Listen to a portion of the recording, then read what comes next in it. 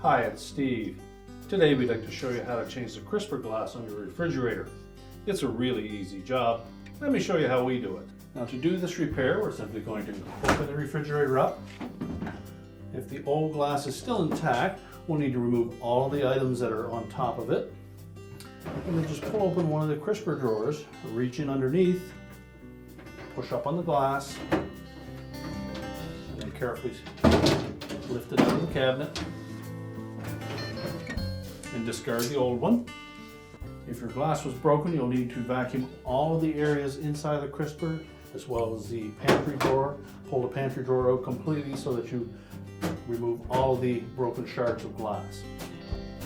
Now to install our new one, we'll make sure that we have the painted side of that glass facing down.